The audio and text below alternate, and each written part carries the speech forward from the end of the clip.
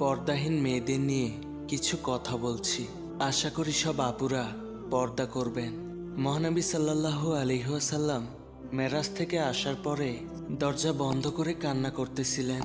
যখন তার মেয়ে ফাতেমা রাদিয়াল্লাহু আনহা এসে জিজ্ঞেস করলেন, বাবা আপনার কি হয়েছে?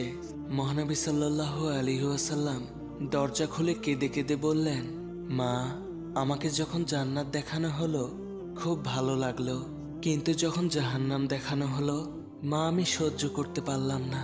সেখানে শাস্তি এত বেশি যা সহ্য করা যায় না।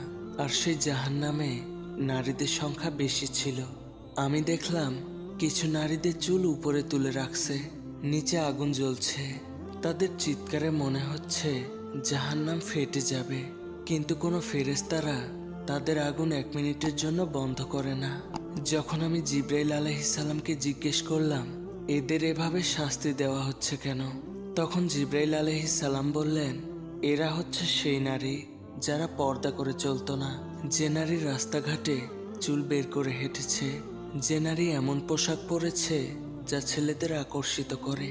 এসব শুনে ফাতিমা রাদিয়াল্লাহু আনহা বললেন, বাবা, আমি নিজে পর্দা করি, তবুও আজ থেকে এমন পর্দা করব যেন সকল মুসলিম মা বোনেরা আমার মতোই পর্দাশীল নারী হয়ে ওঠে।